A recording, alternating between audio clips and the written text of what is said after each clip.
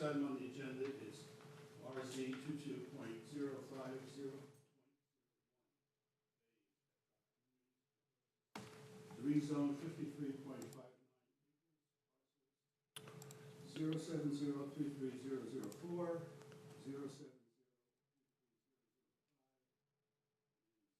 070330003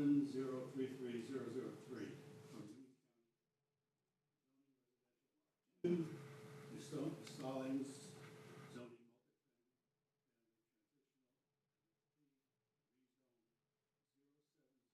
33008B-01, single family residential 1.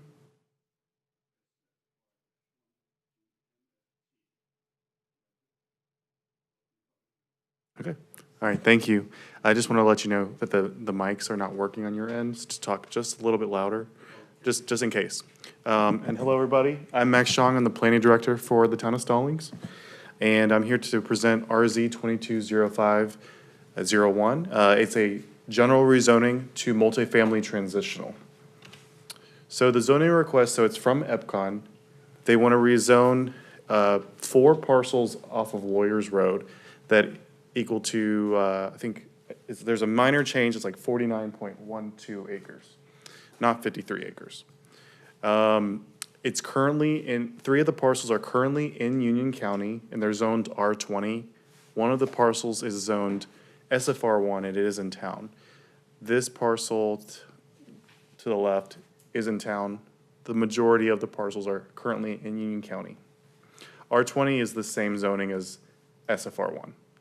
It's just different names per county versus Stallings. So this is an aerial of the overall site, and it currently contains residential home, telecommunication towers, and the majority of it is vacant. This is the street view from Lawyers Road. There's a sidewalk on there. So this is a lot of information, but these are the SFR1 single-family residential requirements that would likely be put onto this property when it is annexed. So at the next council meeting, October 24th council meeting, there's like, I go to every single council member meeting, so anyways, October 24th, they're going to be hearing an annexation and a rezoning for this site. When you annex a property, you're likely to put the most similar zoning to what the county has on it, which is SFR1. So those are 20,000 square foot lots, 100 foot a lot with minimums, 1.6 units an acre for single family detached. So just your regular large lot single family homes. The request is to rezone it to MFT, multifamily transitional, which is a 5,000 square foot lot minimum with 42 foot lot width, with a single family detached 7 units an acre, smaller setbacks of 12 instead of 40. And even though the name of it is multifamily transitional, multifamily is not allowed use by right. You'd have to go to council to build multifamily. But they're, just one of the single family detached is allowed use by right though, but multifamily is not. It's just a weird name for this zoning category. Our land use plan shows this area as single family neighborhood and walkable activity center. It's split between 2 future land uses. But staff believes that multifamily transitional is consistent with these future land use categories. The majority of the site future land use is single family neighborhood and yes. So this is our future land use plan category. There's single family neighborhood identified for the site and walkable activity center. The applicant's requesting a rezoning to MFT, and MFT allows single family homes. So staff believes that it is consistent with the future land use plan. Does that help? It allows single family, but whatever it is now. Correct. There will be no multifamily by right, and the applicant's not requesting multifamily with this rezoning. Yeah, they're just requesting a general rezoning from Union County R20, SFR1, and to MFT, multifamily transitional. No, it's just a weird name for it. Yeah, maybe at the next council meeting, I'll ask to change the name of it to maybe mixed residential transitional or something like that instead of multi. And then there's also no small area plan for this area, so there's no, just wanted to point that out there. For this area though, we do have a greenway identified for this property, which is a 12 to 14 foot multi-use path. So it's a requirement of our ordinance that if they were to develop this land, they would put the greenway path in.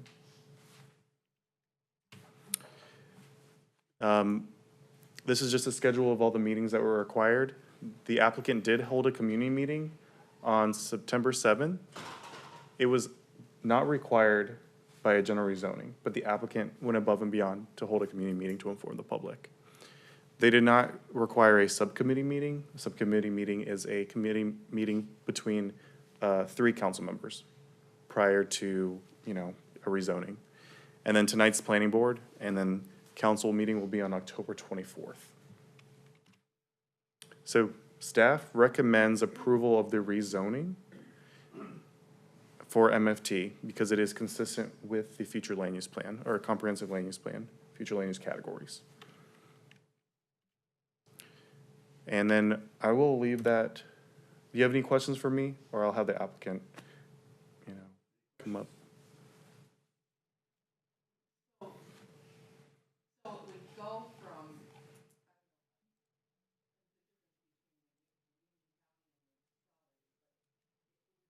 20,000 square foot For lots, each lots, yeah. So, I know it's Epcon, the Epcon product is courtyards. And they would be similar to what is like a courtyards product is now, the 5,000 square foot lots. Are you familiar with the courtyards, like Emerald Lake or Lawyers Road? Yeah. Okay, so those are the size lots that would be requesting.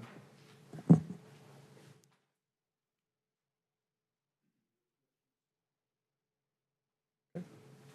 All right, I know the applicant would like to speak. Can he? Oh, the applicant and then public. Yep. Find. That's over here. This is expansion. Great. Thank you.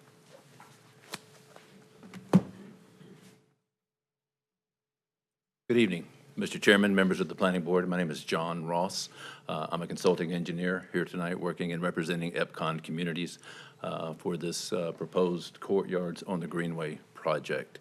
Also with me here tonight are 2 members of Epcon, Mr. Andy Gibbon and Mr. John Champ, and Mr. Wes Henson with Henson Falk Attorneys out of Indian Trail. Here we go. Existing conditions of the site. Again, 4 parcels that currently 3 of which are in Union County, 1 of which is in the town of Stallings.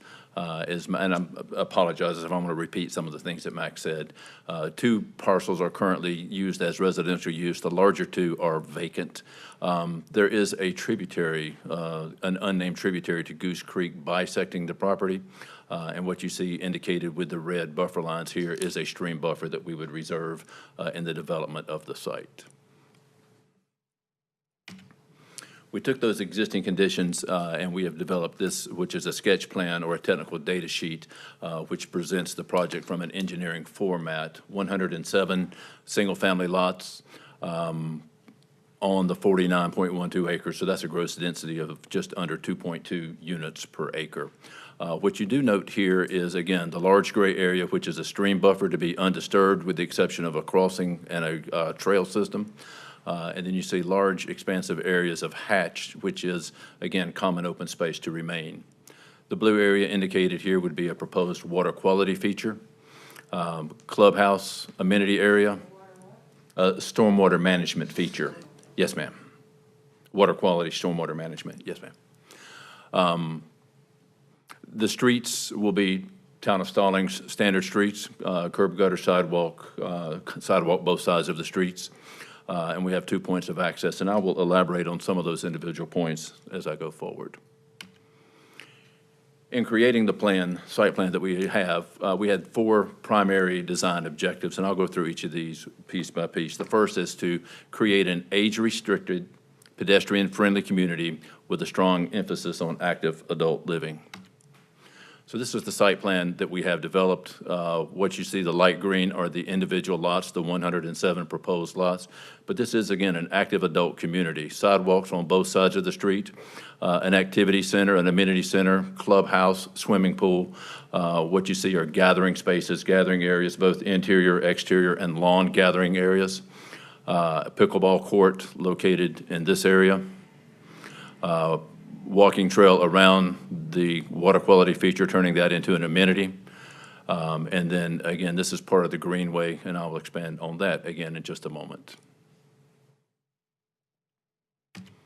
Our second design objective was to do what county planning and what the town planning has asked us to do, and that is start to fill in some of the donut holes in the zoning around the county.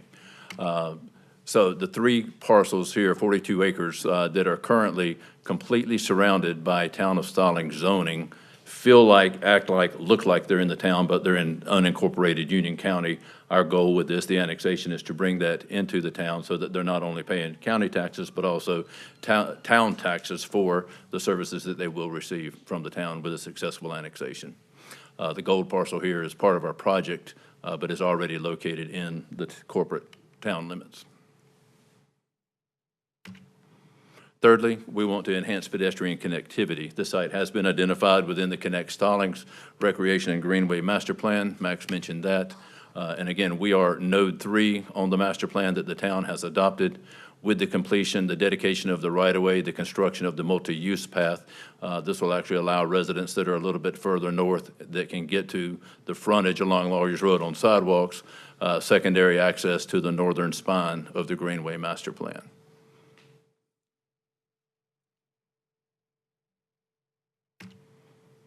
And then fourthly, we want to provide vehicular connectivity based on site distance and NCDOT standards, as well as interconnectivity based on town standards. So let me elaborate on that just a moment.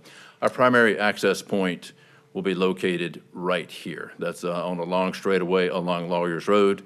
It's about equidistance between what is the creek and the corner of the Stevens Mill Crossing Shopping Center. We are about 980 or so feet west of the existing courtyards at Emerald Lake location. This access that we are providing would look very similar to what you see at courtyards at Emerald Lake. Left turn lane in, dedicated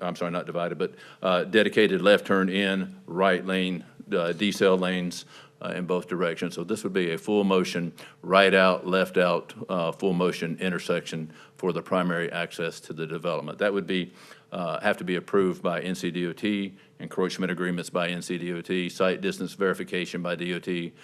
We believe that this is the best location for it. That would be confirmed in the construction document phase of the project. From an interconnectivity standpoint, when Southstone was developed, Poppy Way is a 50-foot right-of-way that extends to the property line, and the street dead ends at that location. The intent has always been, from a town planning standpoint, with a large undeveloped parcel adjacent to a developing parcel, that there would be future interconnectivity at this point. So we are making that connection. Can you see where my cursor is moving on the far left-hand side of the site? So at that location, we would pick up the dead-end street that is Poppy Way right now and provide interconnectivity primarily for emergency response vehicles. But it's a fairly long route through the property to get out the main entrance, so we don't anticipate that being necessarily a cut-through, but it's the second point of access and is a requirement from a interconnectivity between the parcels within the town standards. As Max mentioned, we did voluntarily have a community meeting in this room on September the 4th. The meeting was 3 hours long. It was just a drop-in, open format type meeting so that we could present many of the same slides that you see here and glean input from the neighbors.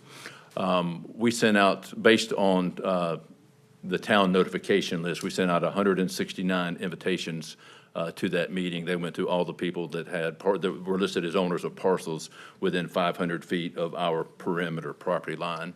That's the standard for any rezoning notification. So the same people that will get the rezoning notification would have gotten that notification or the invitation to a community meeting. We did have a sign-in sheet, 27 residents signed in. There were several couples that were involved, so that sign-in sheet seemed to represent 20 individual property owners that are around our site.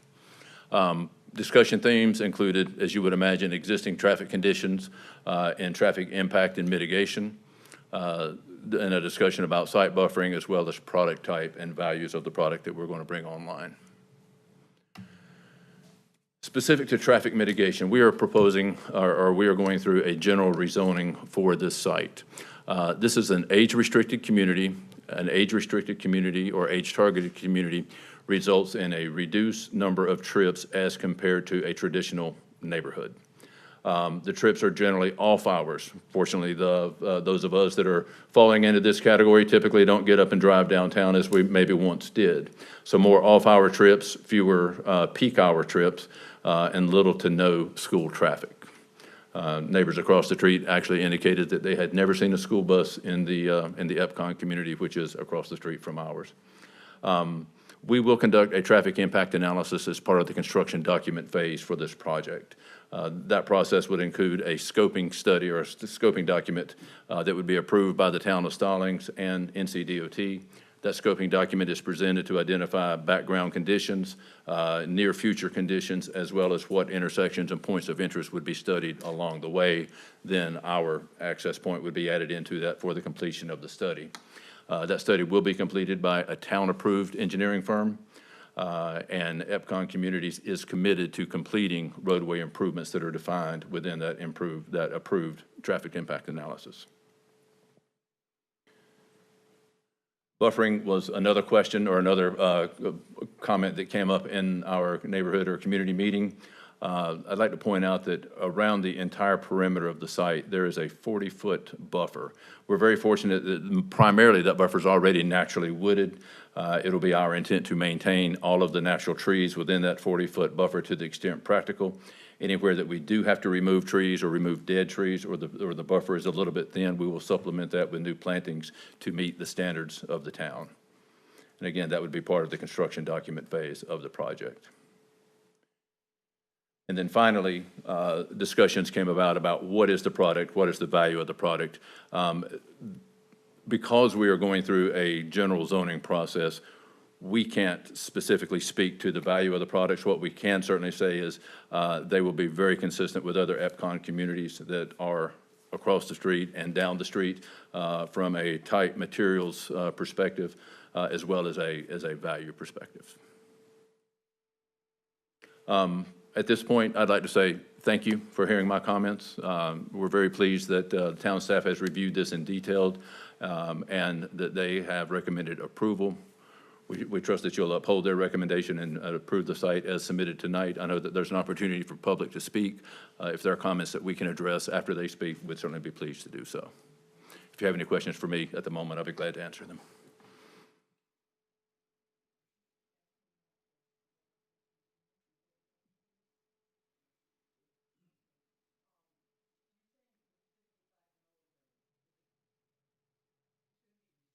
Age restricted, yes, ma'am. Age restricted. Yes.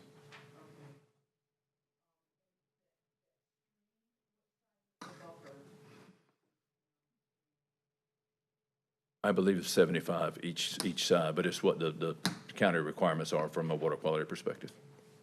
It's the county mitigate or regulates water quality. The state of North Carolina and Union County define what those buffers are. I believe it's 75 feet each side undisturbed.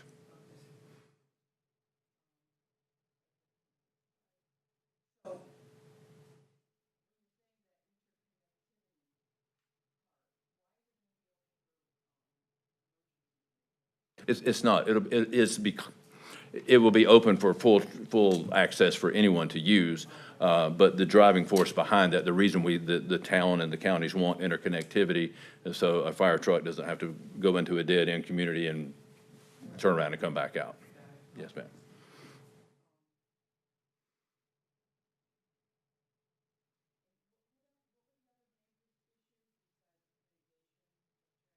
Traffic is a concern everywhere. Quite often schools are, but not with this project, obviously. The question about buffering, what would be the separation between the houses on our property versus the property lines? Those were the big ones. Okay, so that buffer, that 40-foot buffer would be in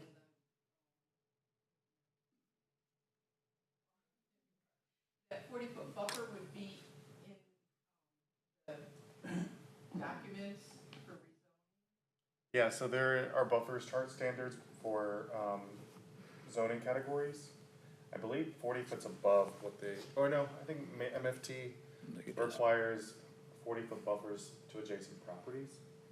So, and that's our max anyways. There's nothing larger, other than for industrial properties, and this is not industrial. So it's like 40-foot buffer is our largest residential buffer.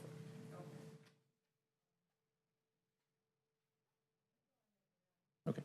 May I make a comment? Okay, great. Thank you very much. I do want to remind you that you are not considering the site plan. You are only considering the rezoning. So I do believe they're serious, but it potentially very tiny percentage. If they walk away, you still have MFT zoning after this, if you did approve it, or if council approved it. So just be considering that rezoning. Just wanted to let you know, again.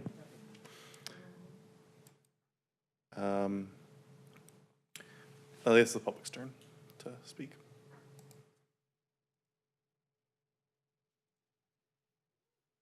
You can ask the public if anybody wants to.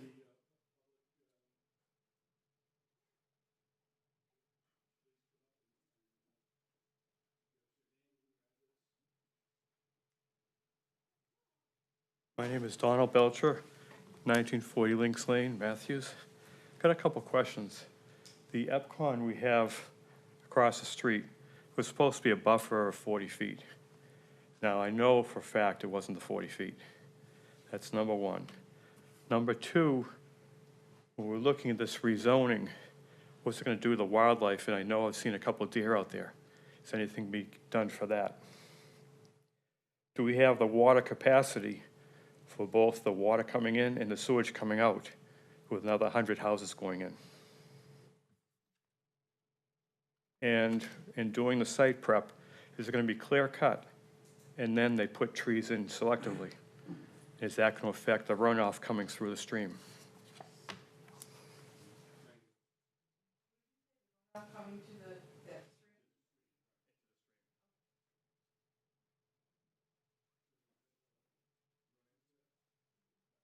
You want to get all the comments we answer at one time, or I'll be glad to speak to these right now if you wish? Sure. Great, thank you. I believe your ordinance has changed since the previous EPCON community was developed, so your buffers are now larger than they were. So I don't know what they were previously. We weren't involved with that. I was not personally involved with that design, but we are meeting the standards now for the 40-foot buffers. The majority of this site, all the areas that you see, the majority of the common areas will remain as wooded common areas. Certainly there will be some disruption of wildlife habitat, but the stream buffers and some of those expansive hatched areas will remain treed areas. It's not ever the intent to clear cut the site in those common areas and then plant back, but it is also the intent to plant back areas of the buffer that are thinner than perhaps they should be. Water capacity is not an issue in Union County. Sewer capacity is an issue in Union County. We're very aware of that. We're also aware of the process in Union County. The only way to get sewer capacity is to go through the site zoning, site design, site permitting process to get in line at the county, so that when capacity does come online at 12 Mile Creek and Waxhaw, we will be in line to get that capacity. So we realize it will be some time down the road before we do have a permit to build the sewer on the site, to build the site. But that's the process that it takes. Okay, great, thank you. John Zamuda, 6185 Forward Drive in Emerald Lake. One question that we have is stormwater control. We had to appear before the board some years ago because pretty much it's a low-lying area and we've had major issues. Our road conditions on Forward are deplorable. We've got potholes in different sections of our road. We've got grass actually growing in the middle of our streets. Something has changed because we've lived there for a number of years, and we do have the gully washes, but they've gotten worse. And so the question is, really, the EPCON has put 2 other properties west of us, and when we check our stormwater drains, they seem to be over capacity. I mean, the flow, it can't handle it all. So I'm wondering, additional stormwater coming in, is that going to tax the system? And, you know, again, we just need to know, has any studies been done on that? It's a pretty serious issue, and I'm sure a lot of our neighbors would, if they were here right now, you'd have a comment that, you know, that's a big problem. So that's my biggest concern right now. Yep.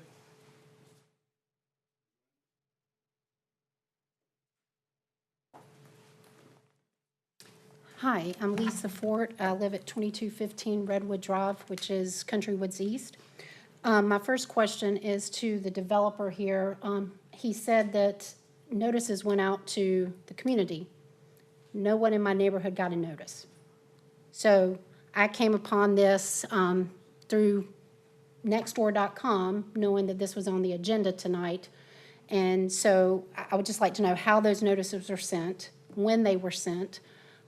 My other concern is the site plan that's on your website shows 2 entrances onto Lawyers Road. The main entrance that he pointed out, and the second entrance is right there near Hawthorne Drive. I'm not sure if you guys are aware, but they're getting ready to put a roundabout at the intersection of Hawthorne and Emerald Lake Drive. So my question is, when you guys are looking at these plans, are you taking into consideration the future DOT improvements, number one, and adding all of these additional houses with the interconnectivity that Southampton, that was just built on Stevens Mill, is going to allow all those cars to either come up and bottleneck at the light at Stevens Mill or bottleneck here at a roundabout? So I think when people look at plans like this, they're not looking at the full pictures. DOT's plans have been on record for pretty much 6 years out.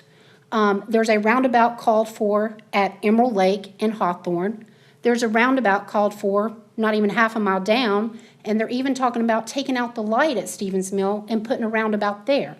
So I would just ask, as a community person, if you would please just take all that into consideration and when you're looking at all these plans. And my next question is, I'd like to know how they're getting sewer. I know there's a cap in Union County on sewer. My neighborhood is one of 3 that has been mandated and have to be on a private sewer system that sits at the back of our neighborhood, that we've come to this board many a times. We've worked with your code enforcement officer about the problems we're having with that system itself. It's a private-owned system that is owned by the original developer that was born and raised here in Union County and that built out most of these neighborhoods in this area. It is managed by Aqua. So I would like to know, are they going to be brought onto this system? Because right now, as of today, per the state, they still have 50% capacity left in that sewer system. They have gotten numerous calls about it, and I know that's another matter from what they bring in for you, but I would just like to know, are they going to tie into that sewer system? And again, if you would just please consider everything. I mean, you've got a 2-lane road on Lawyers, you got a 2-lane road on Stevens Mill, and you're just packing all of these houses in here. And someone brought up a second ago, Epcot has one at Emerald Lake. They have one that you approved and annexed up at Stevens Mill. So you've got two developments all within a mile of each other. So I just ask that the board please just ask more questions as you're going through this. I think that the zoning board was just dealing with the zoning change. Mm-hmm. Council would be the Okay, concerns. okay. And I'd like to ask this, why was this parcel not zoned the first time when, and annexed, when Stallings came over and annexed that area? I'll answer all our questions Okay. in a second. Okay, I'm just curious, because that's, I mean, because there's little pockets around our area that was not annexed at the time. Very good question. Yeah, so, thank you. I don't know if we answered the other guy's question, but I can answer most of hers. I'm not a stormwater expert, so I'll let them talk about the stormwater if they want. But I can answer her questions. So what's online is a concept site plan. You're not considering the site plan, and council is also not considering the site plan. It is just a concept plan. So whatever's on the site, on one of the website right now is just a concept plan. It could change. It has changed. It's going to change. So just keep that in mind as the process goes through. We do, staff, and I'm sure the developer as well, does consider all road improvement projects, and we do know there's a roundabout going in at Emerald Lake. And we, what's the next one? The aqua is definitely an issue. The code enforcement officer, Colleen, the previous code enforcement officer, Colleen, has not gone anywhere. We have gone to the state for help, and it is in limbo. So we're trying our best to try to get a hold of them to come and give us answers. And then I think there was another question, but now I'm blanking out. Oh, yes. So the notices to neighborhood, so this did not require any noticing until town council. I did send them a list for the community meeting that was not required with 500 feet property owners from that boundary of their rezoning. I used Union County Go Maps for that list, and if I just use those addresses when I give them. Is there a reason you only get 500 feet? I mean, because 500 feet is a shopping center, and That's- it's 2 or 3 houses. Well, 500 feet is a regular state statute distance. But it, yeah. Yeah, and it's just a state statute, so, and it's very expensive to mail out, so, I would say we do put our rezoning signs out as well. I can send you the website so you can check regular, I don't think I would be allowed to do that, but we could talk about it later. Did I answer most of your questions? Yeah, if you're gonna, Happens here, something's being built there regardless, most likely, but I couldn't guarantee that. because we're just talking about rezoning, so.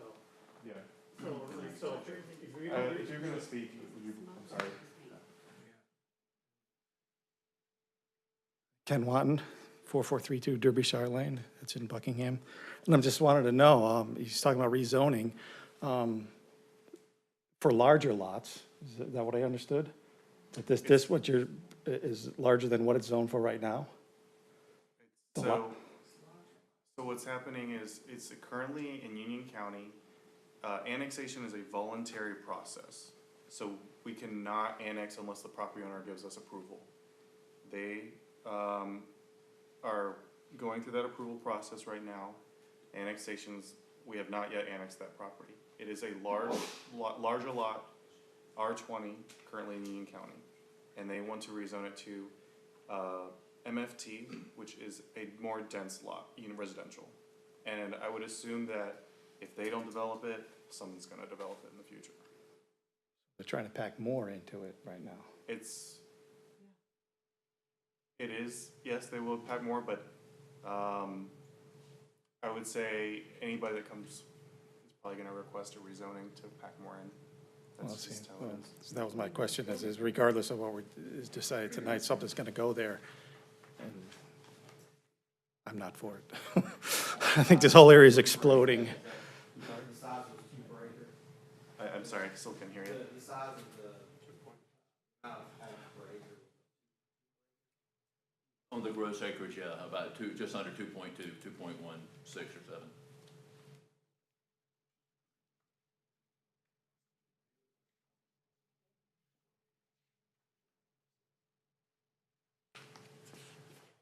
Hi, I'm Donna Lawman, and I live off of Quince Court in Country Woods East.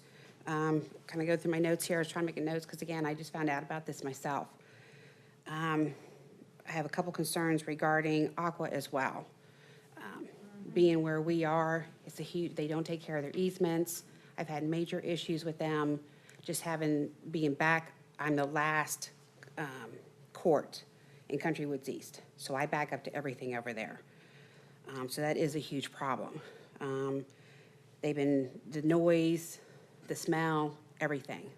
And now I know this doesn't have to do with that, but they're dumping everything out because they built it, now it's rusting, so I don't even know where that water's going.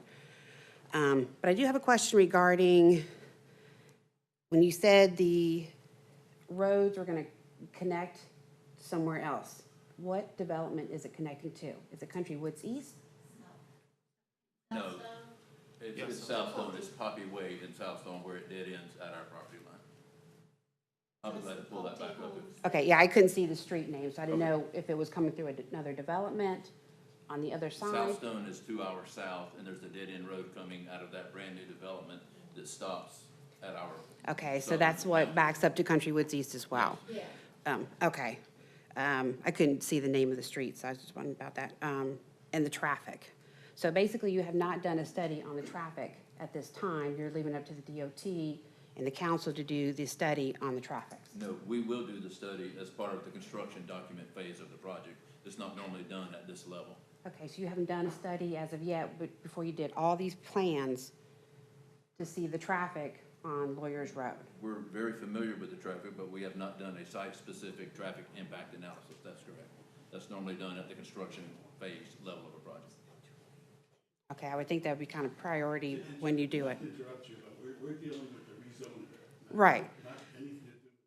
Well, also the rezoning as far as putting all 106 houses in versus some of the commercial. The body, permanent body. Right.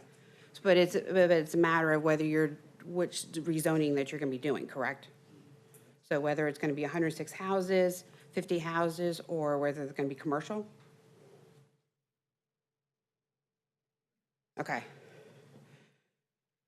Okay, well, again, basically, it's the traffic from where we are, and also, I agree with the wildlife.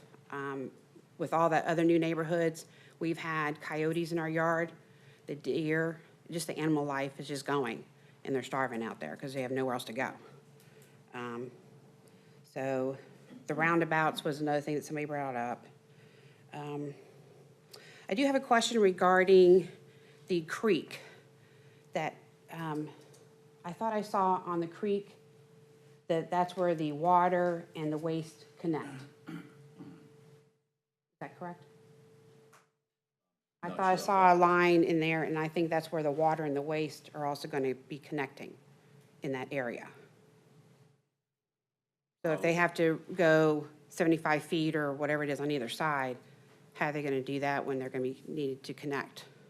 Again, that's an issue. Yeah. Right. I'm just trying to bring these things up just as I'm trying to figure this out. So it sounds like we need to come to the next meeting. They're only approving the rezoning. Right. But again, it's a matter of Yeah. 106, 50, or even Exactly. the Or not approve it. right, Yeah. or even commercial. I mean, obviously, it sounds like they're going to put something there whether we agree or not. So commercial wouldn't have to do with that. Right. Right, that's what I'm saying, it'd be commercial or be fewer houses. So again, it wouldn't have to, again, connecting with that creek. Because supposedly, there's supposed to be some kind of endangered bug around in this area. Hill splitter. Because that has to do with the creek that's behind me as well. Okay, that's all I have. Thank you. Thank you very much.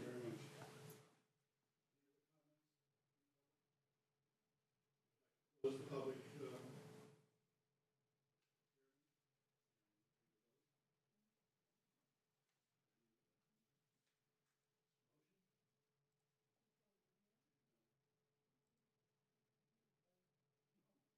motion on the,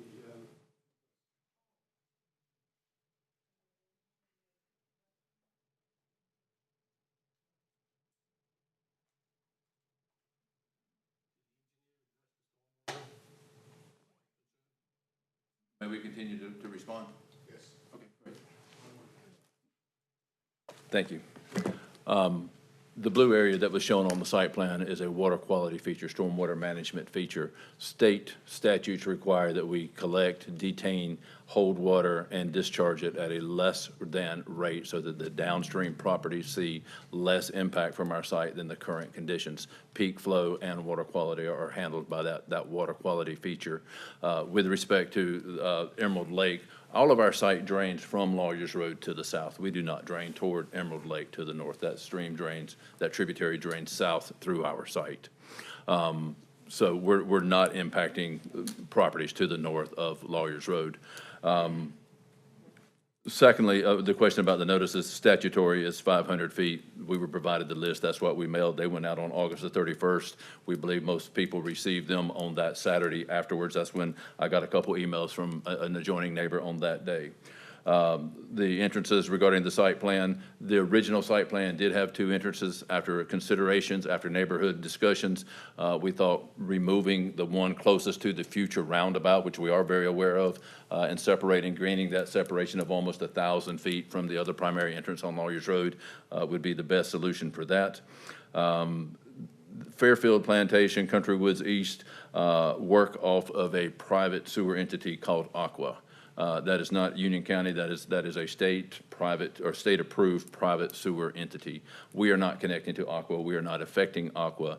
We have a Union County Public Works sanitary sewer gravity main bisecting our site along that creek. We will tie into that main.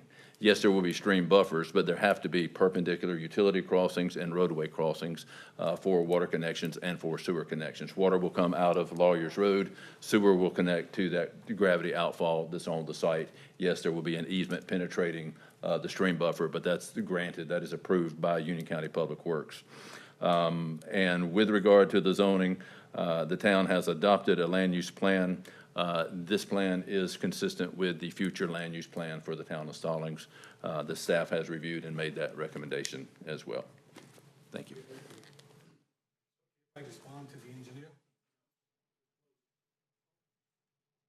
Close the public hearing.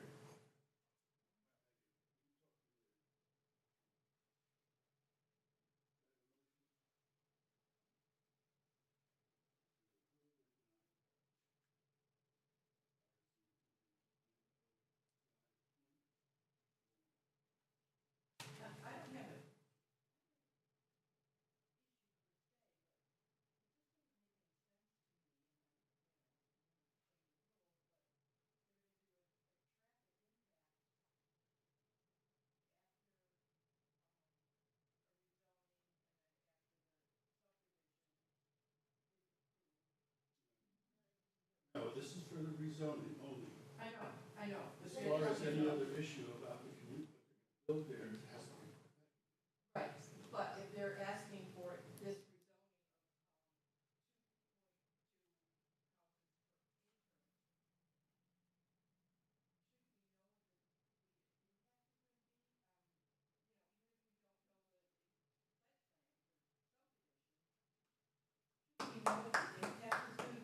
Thank you.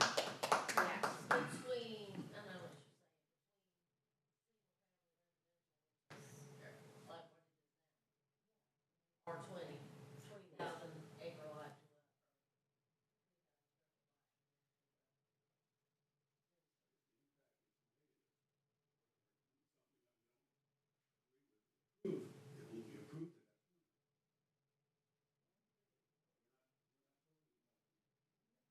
but rezoning it to something, Allow them to go forward, dense, what? to allow them to go forward to present something.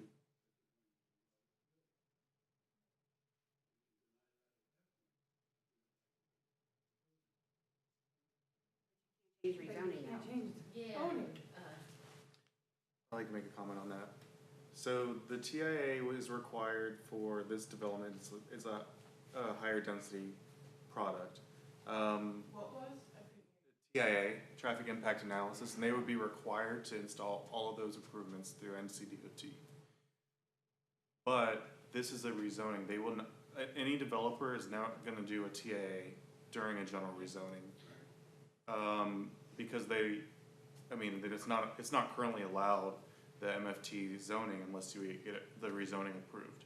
And the traffic impact analysis likely would do the 7 units per acre that's allowed with the MFT, not what their site plan, if they were to do it prior to the rezoning. So, it's just not, that's not a common practice.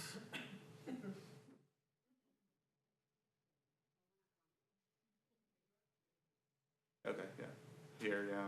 It's just how the process is, they would go through rezoning, then they'd go through the TIA, once they have a site plan, and they would go through the whole site plan review after. So the construction documents, So the, final plat. traffic impact would be before the subdivision? Yes. Yes.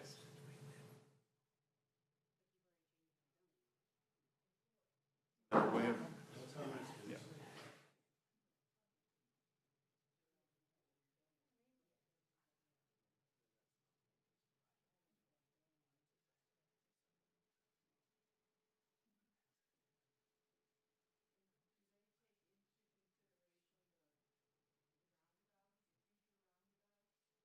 Would, I am not a traffic, engineer, but they would, I'm pretty sure. I'm a proponent of roundabouts. That's all I would say. Okay, we're at the point of motion for approval or denial?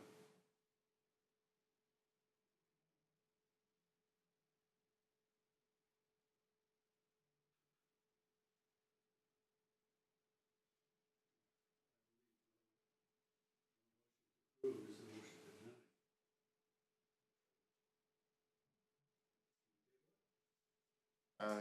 It would just go straight to council.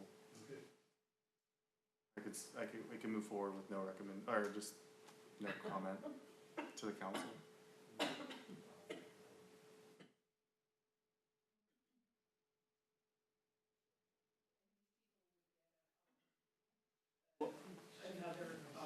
Yes, so I do want to remind you that the planning board's duty is to look at the consistency of the proposal to the future land use, not the site plan. You are looking at the adopted plans of the town, that the council have already adopted. So the rezoning to MFT does allow single family. So that means that it is consistent with the future land use plan. No matter how dense it is, that single family is single family. So that's staff's recommendation, that is consistent. I understand the residents have concerns with the density and the traffic, but the planning board's is just considering the consistency. That is it. It is.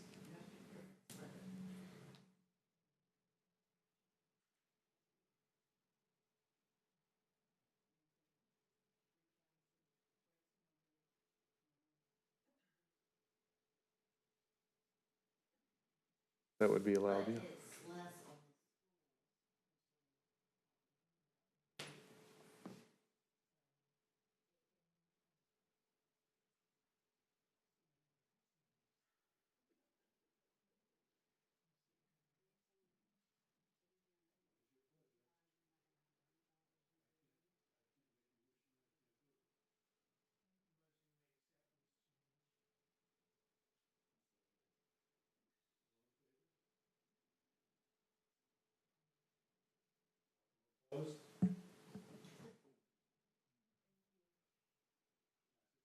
And then you do a statement of consistency.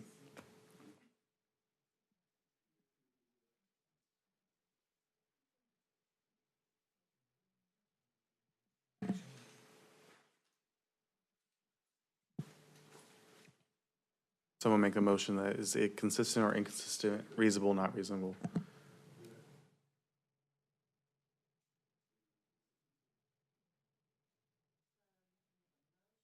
You can say, motion that the statement of consistency is either consistent or inconsistent, reasonable or not reasonable with the comprehensive land use plan. Yeah, Okay. consistent with the And it could still be not reasonable or reasonable? Okay. Because it is matched as the comprehensive land use plan? Yes. Okay.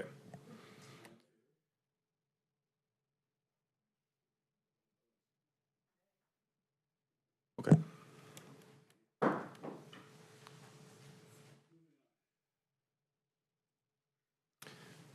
The next hearing for this is at the council meeting on October 24th. So that's where you want to kind of express your concerns. Mhm. Yeah, it's just a different meeting. They don't know, and it's fine. The next one.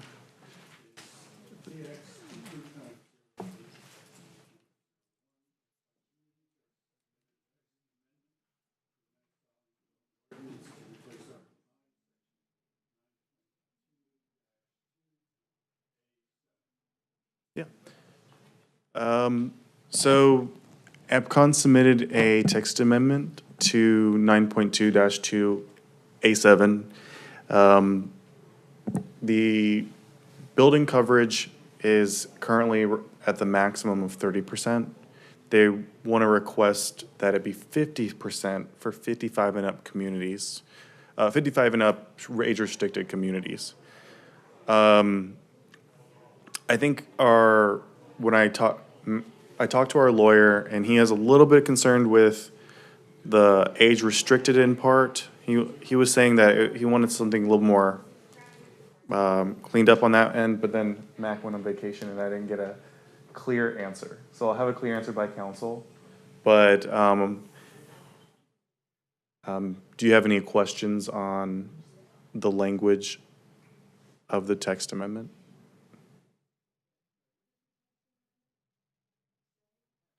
So they're requesting that the maximum building coverage for the primary structure for multifamily transitional be 30% of the lot area. However, notwithstanding the foregoing, the maximum building coverage for the primary structure shall be 50% of the lot area in subdivisions where occupancy is age restricted, in part to persons over the age of 55 and So you have years. bigger house, small yard, Yep. instead of small house, bigger. For the 55 and up. Yeah.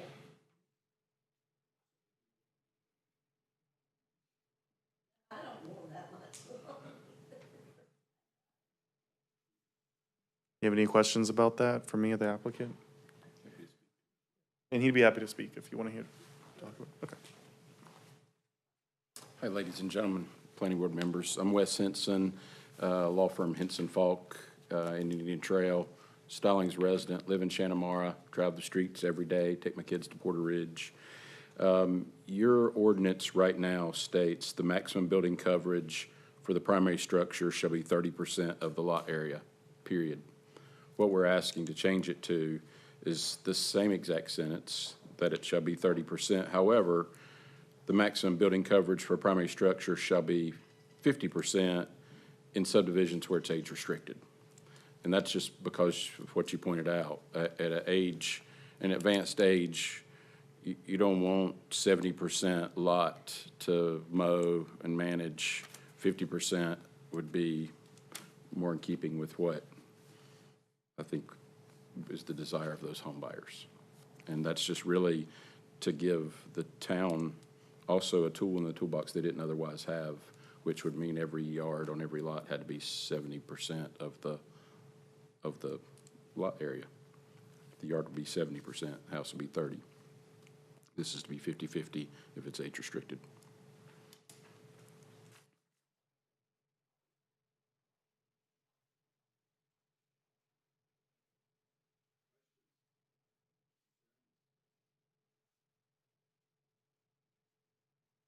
Oh, I thought you had some.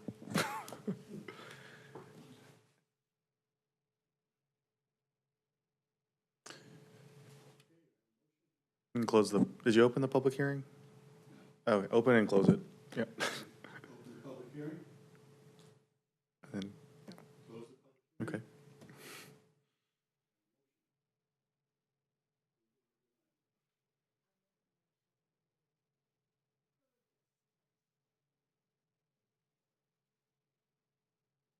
And you can say that with the statement of consistency, that it is future lands. Yep.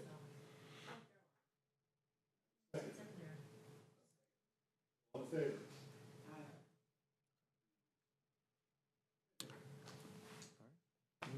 Yeah. Five.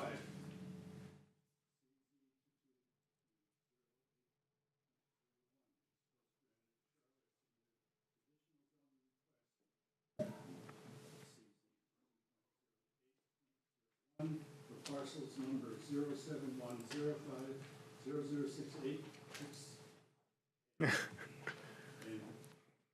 07105 6 East Independence Boulevard, cabinetry production and painting. You can open the public hearing. Okay, all right. So I was gonna make a suggestion. You could just say CZ 220801 and I'll read it for you after you open the public hearing, if you want. It's up to you. Yeah, okay. I just wanted to just make sure. Of course. I will do that. I will read it if you ask, if you make me, yeah. All right, so this is CZ 220801. Their zoning request is for East Coast Granite of Charlotte. They are requesting CZ C74 amendment to their current location at 13606 East Independence. They want to expand their current granite manufacturing operations. As you can see, this is the aerial. They own both of these properties. And then it's very close to Indian Trail as well in Independence. And then there is a site plan on your desk right in front of you. This is the, they do, yep. Yeah, I can. So this is a little bit larger. So what, the conditional zoning is for this rectangular piece up front. They actually have two conditional zonings. They have one conditional zoning to allow granite. They have an amendment to the conditional zoning to allow a showroom, outdoor showroom. And then this is a third conditional zoning to add another building onto the site.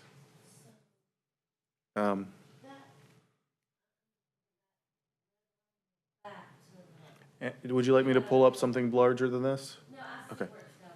I rode by there today and I was just Yeah, so they would be splitting that parcel that's like kind of like an arrow in half.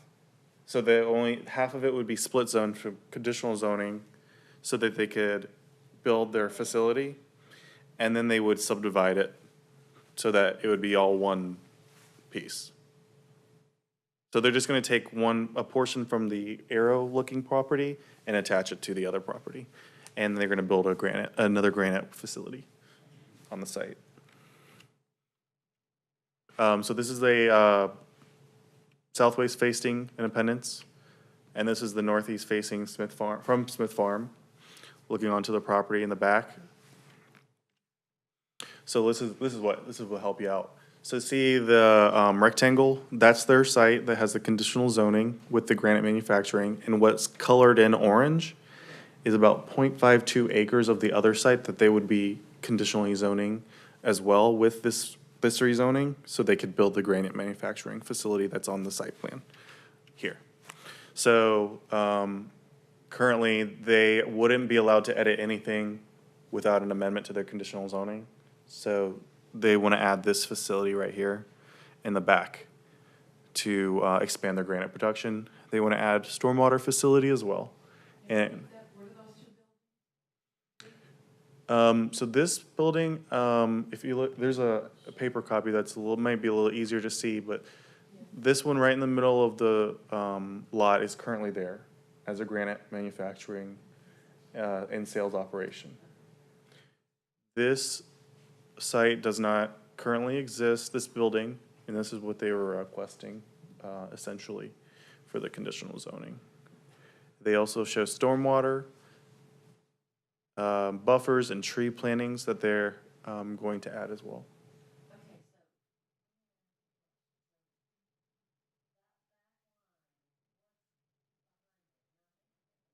Nothing, currently it's vacant. And who owns that? So wait, would the line to north of the property, I can help, I would look. Could you show me? Oh, they own that still. That's, okay, so that's what I was asking. It's zone C74. They own that back part. Yes, They're just, yes, and then the building's gonna be on the side. of the- correct. Yeah, they want to future expand that site. They did say they would like to place auto repair there, but that's an allowed use by right in C74. Auto repairs. But that's allowed use by right, so they could build that regardless of this conditional zoning. That's just a little. Yeah. I went over most of this, so it's around 3 acres, the whole site of the conditional zoning. It's very close to Indian Trail. Let's see. I already went through most of this, but they're requesting reduced buffers. They don't want the type A 40-foot buffer. They're requesting alleviation from that requirement with this conditional zoning. Around the entire site. So adjacent to adjacent properties, so adjacent to the north and adjacent to their own site. The road doesn't require a 40-foot buffer, just to adjacent properties. But they will be adding additional plantings along the road, according to the site plan, which they would be tied to if it was adopted. And then, here's the future land use plan. It's a suburban office center. Allowed uses are office, corporate offices. It's mostly just an office use. So I do think it's consistent though with suburban office center because it's creating employment, and that's what the definition kind of says in office center. Like I said, they've had 2 conditional zoning approvals for granite manufacturing and sales and production. In 2017, in November, they had a conditional zoning to allow the granite manufacturing and granite countertop manufacturing production. I need to say that like 20 more times to say it. And then in 2018, they had another conditional zoning amendment to allow an outdoor showroom.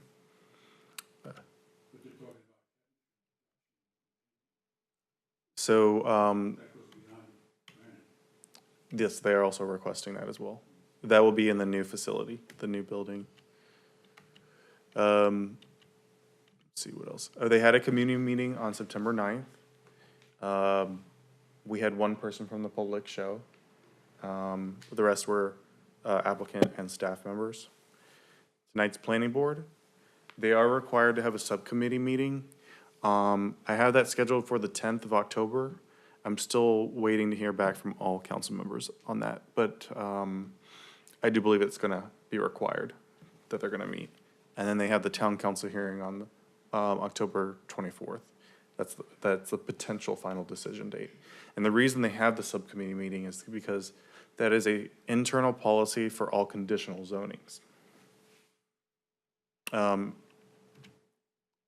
There are a lot of requested conditions. The major ones are they're just reducing the buffer, and they want to request granite countertop manufacturing and cabinetry. But the rest are they're honestly, it's the same requirements that were approved with the conditional zonings prior. They just amend it to add the building, the cabinetry production, and stormwater treatment. You know, I can pull this back up in a little bit. I'm just gonna keep going, but if you'd like to see this, I'll go over it again. Just again, this is the site plan. Just wanna let you know that you are also, so this is different than the last rezoning. This is a conditional zoning. So you are recommending approval of this site plan that will be tied to this property. So they cannot deviate from the site plan that they're proposing. Other than what like EPCON could do. They still have more phases of site development to go, and that could change the layout. This one would not. I mean, they could do minor things like move a tree, but, I mean, not the buildings, really. So staff recommends approval of CZ 220801. The request is inconsistent but reasonable with the future land use plan. They are not changing their use that is already approved for their site. They're still continuing the granite. And the applicant's also here. Do you have any questions for me? Let me just zoom in to this real quick. So they're requesting a five foot buffer from 40 feet.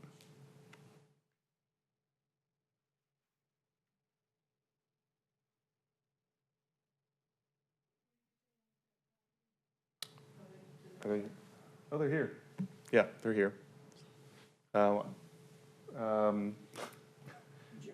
Jim Sherry. I talked to him on the phone so many times, and now I've been flustered from the other thing. I forgot his name. But yes, and then the applicant is here. Jim Sherry's here. I'm sure they would like to speak on this. Do you have any questions for me, though? Okay, so would you like the applicant to come up? Would you? Yes, yeah, please. Okay. It would be the applicant next, and then the applicant would present next. All right.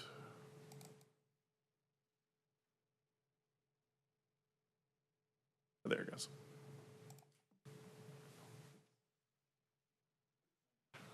Good evening. My name is Philip. I am the developer for this project. I'm also representing the owners of the property, K Family Investments, as well as I'm representing East Coast Granite of Charlotte.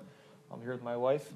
And today we're presenting to you the project at East Coast Granite, and we're just expanding what we're currently doing.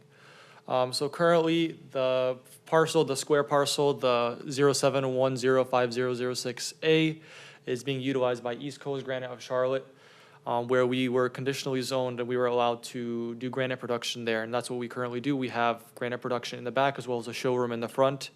And we had a second conditional zoning approval for the outdoor showroom where we keep some of our more exotic slabs just for customers to see.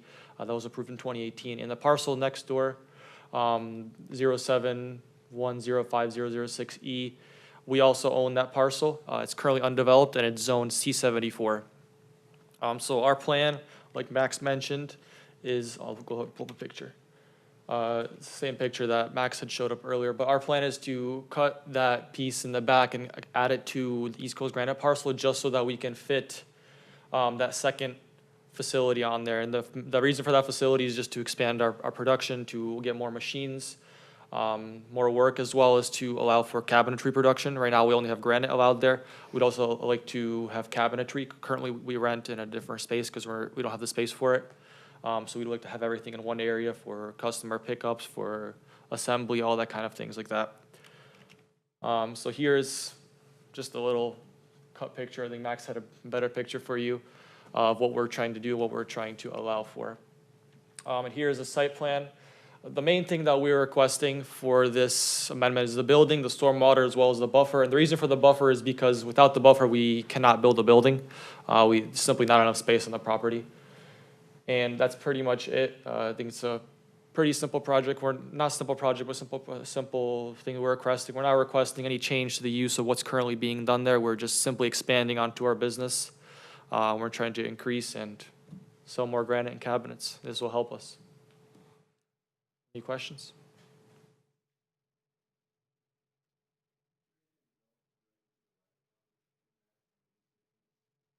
To my left, currently undeveloped.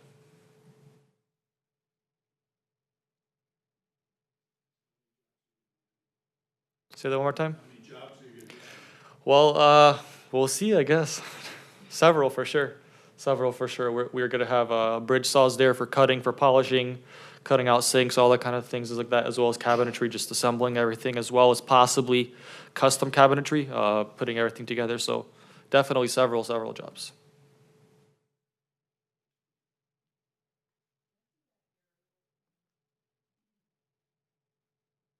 You Max have a better one you'd like to pull up, or just? I can pull up an area. You have any more questions for the applicant? Okay. I do believe there's someone from the public that'd like to speak as well.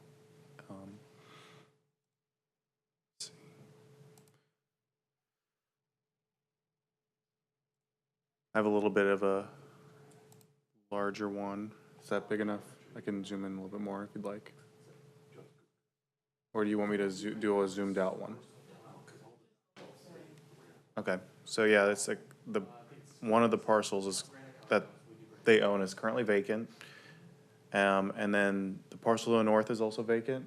The parcel to the south is currently vacant, and the parcel to the left used to be, it's currently for sale, but I don't remember what it used to be actually. But it's zone C-74, which is mostly in commercial, auto-oriented zoning category.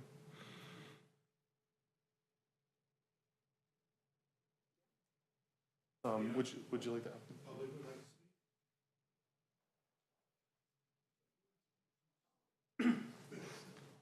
Guys, it's past my bedtime, so I'm gonna try to make it sort of as fast as I can here.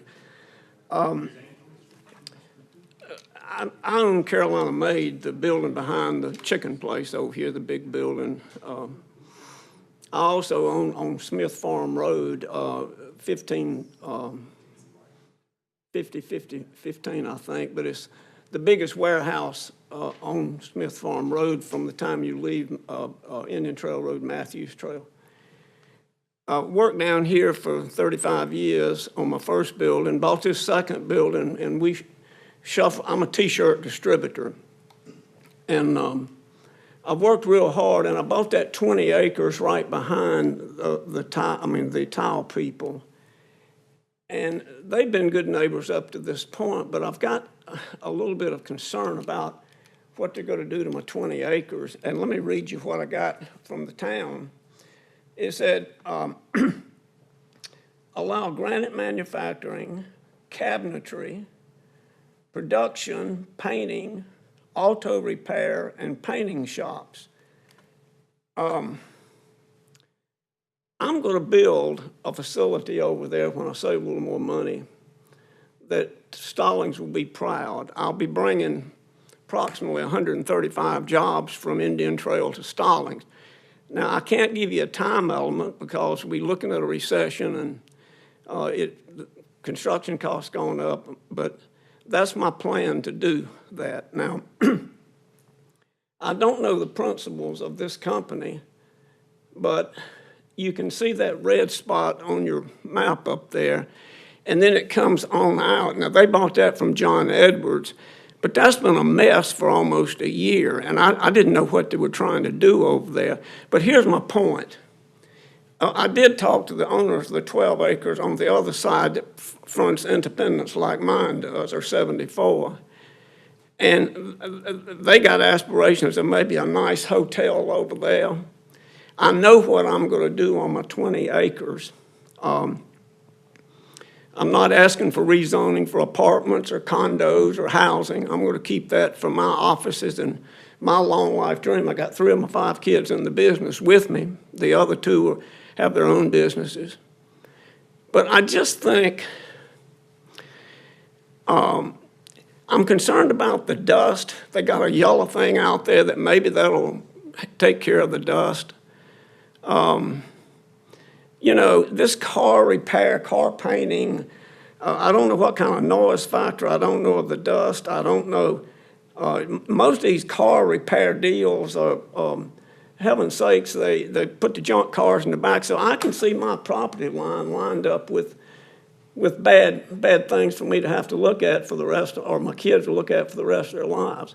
So I would ask the Planning Commission to turn this down for further consideration.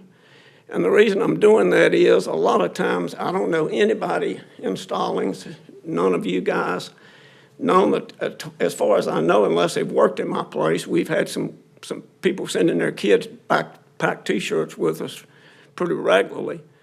But I just feel that sometimes they take y'all's recommendations very seriously and vote the way the Planning Commission votes to do these things. I would ask you to turn this down because out of consideration for not only my 20 acres, now I don't think Rob or any of those folks are here tonight, but I talked to Vicki and she said, you know, we'd love to have a nice on this other tract, the 14 or 12 acres, and then like I say, so you're looking at 32 acres of prime land. Now, I think on that side, that would be an Indian Trail, but my side is 20, and my big warehouse has got 3.5, so I've got 23.5, but more than 32 acres are gonna be in play here, all for something that I really don't know what they're trying to do. So I would ask you to vote this down. I hope you'll see my point of view, but I have no animosity to anybody that feels different and feels like that this should be built. Thank you very much.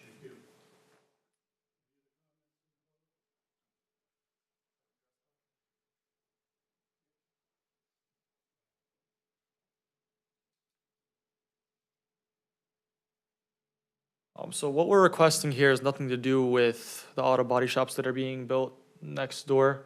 What we're requesting is just an amendment to our current conditional zoning to improve and expand our business. It's nothing to do with, the next parcel over. We're just taking a piece of it for East Coast Granite. So what he's talking about is the next parcel over. That's a different project that's allowed by right already. So it's not for planning board or, to council consideration. It's already allowed by right. We're just requesting to expand our current allowed use. So, Yeah, so they previously submitted a site plan that had the auto body shops on there.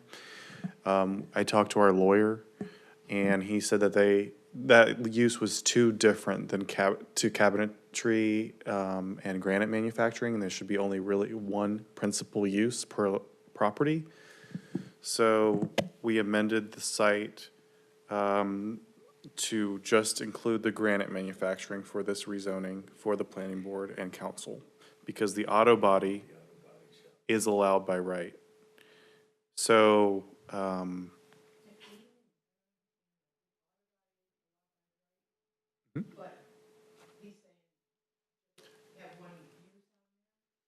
so it's two different parcels.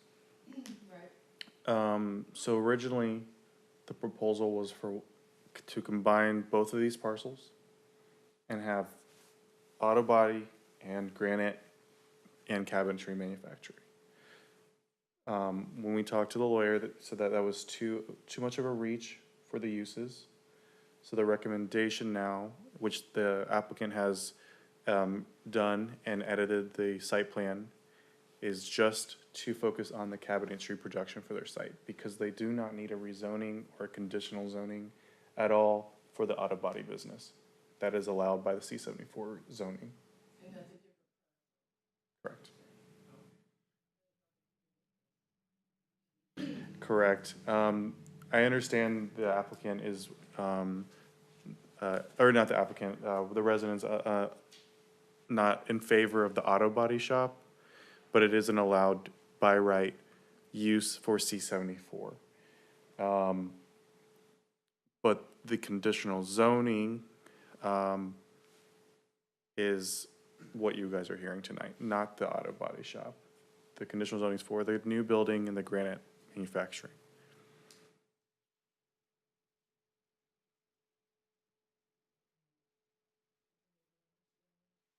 Does that make sense? I can answer more questions if. Okay.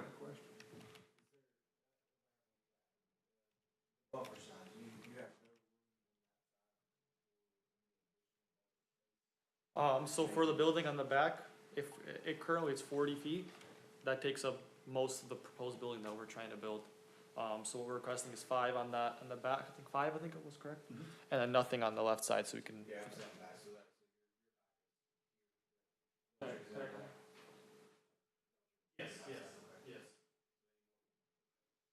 If we have that buffer, it's not possible to put that building there. We'll have to cut it maybe close to a third off of it.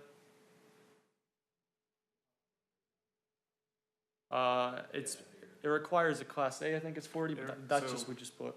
Conditional zoning buffers require a class A 40-foot buffer, no matter what the site, but the thing about that is they can request deviation from that, which most conditional zonings do require, ask for a deviation from buffers.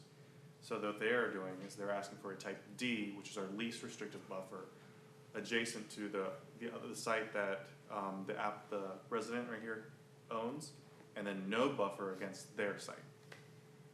There'll still be a buffer where the neighbor is. So. Yes, there'll be, they're requesting 5-foot buffer.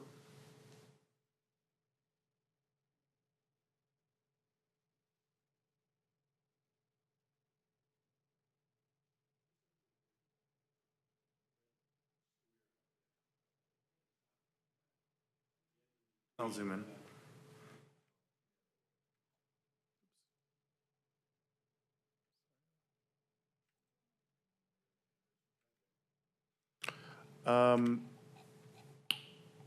May I see the paper copy?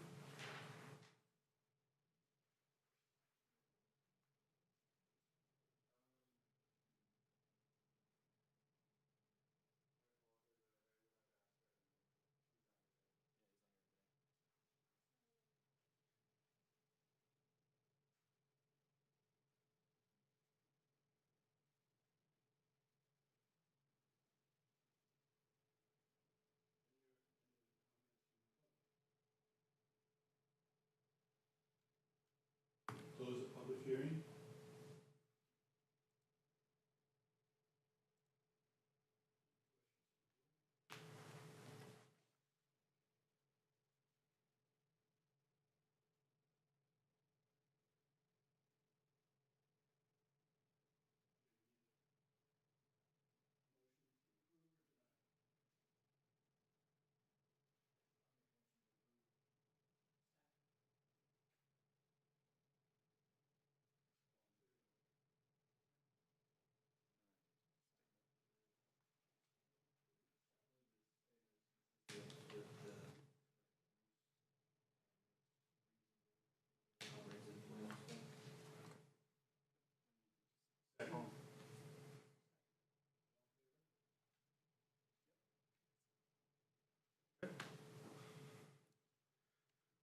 Okay.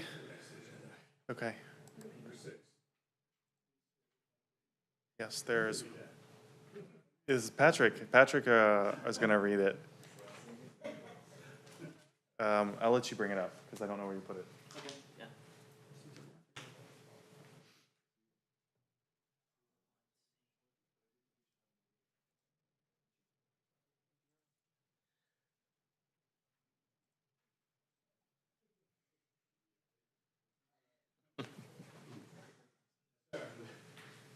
Okay, are you ready?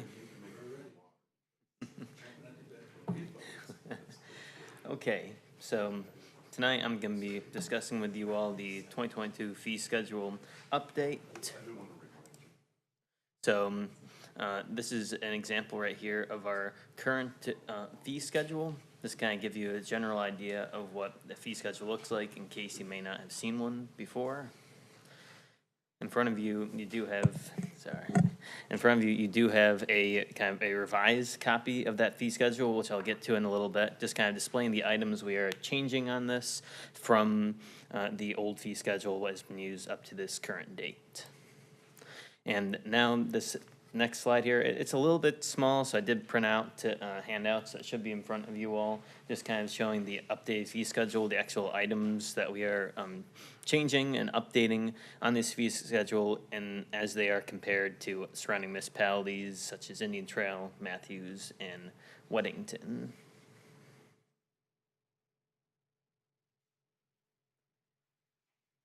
Yeah.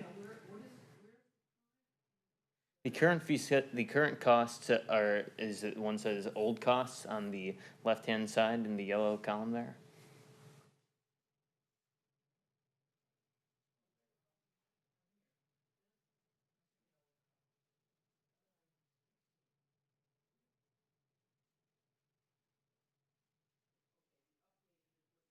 The updated is one that we are proposing. And as you did see, hopefully in your agenda packets, I kind of did go through and list the reasoning for the reason why we are adjusting the costs. So I can walk through all of them if you would like, or you can just kind of discuss any of your comments or concerns that you have on these different fees.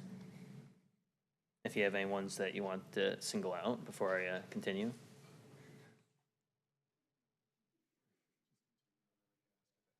Okay.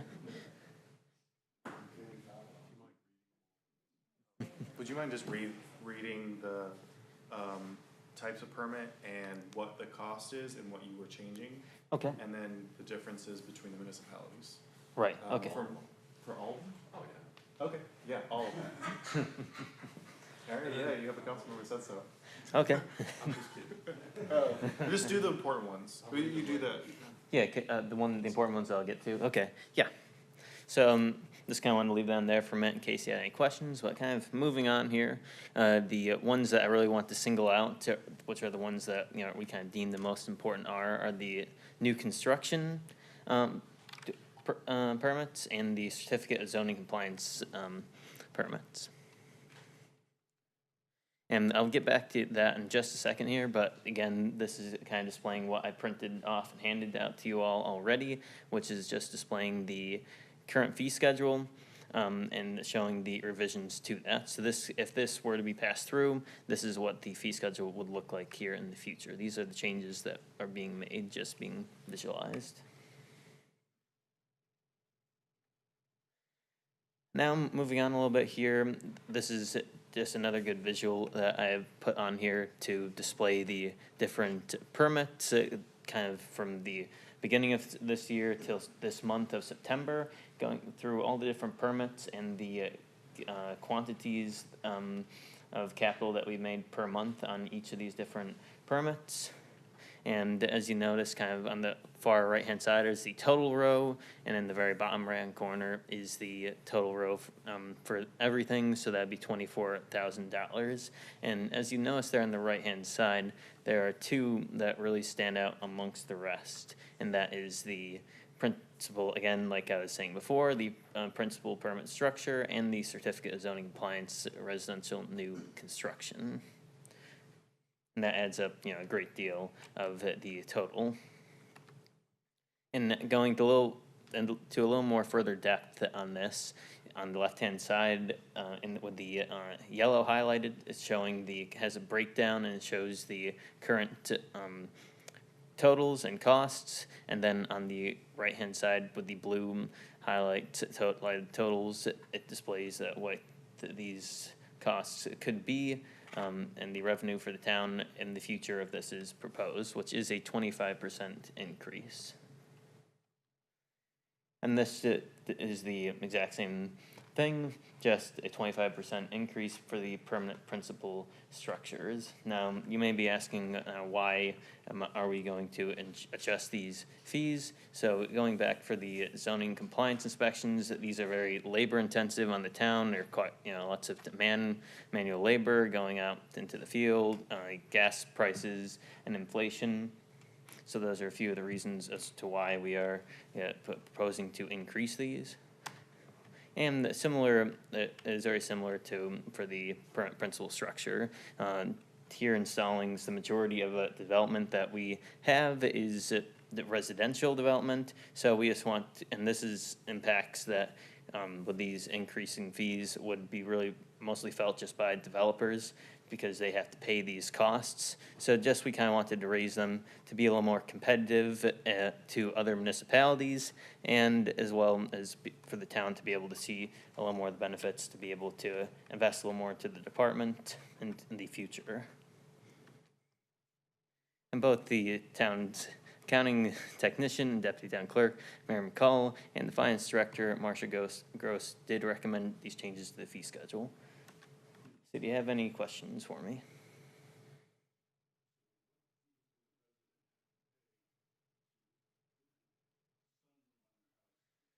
Okay, so that type of fee would be a sunroom house, so that'd be a principal structure addition.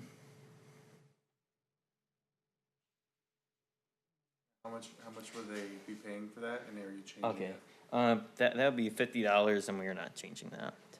$50. That'd be $50, but that fee is not being changed.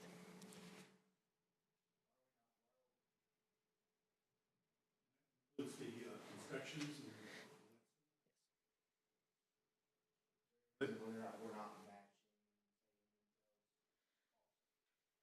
But we like giving the exact same number.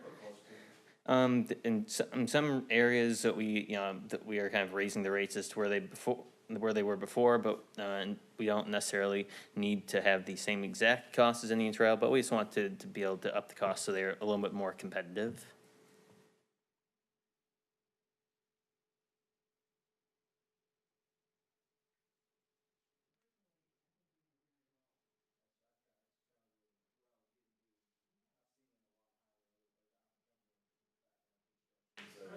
I know they're hiring places, so matching somewhere.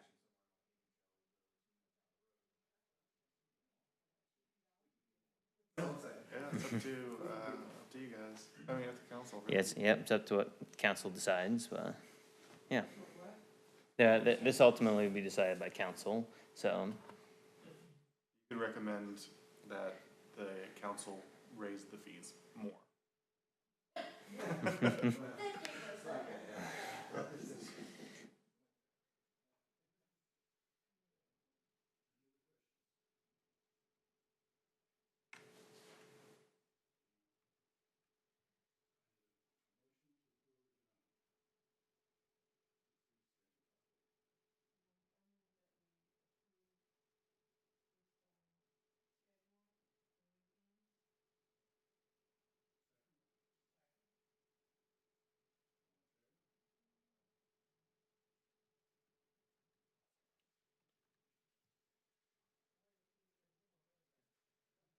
So I'll just pull up the agenda again. Okay, yeah.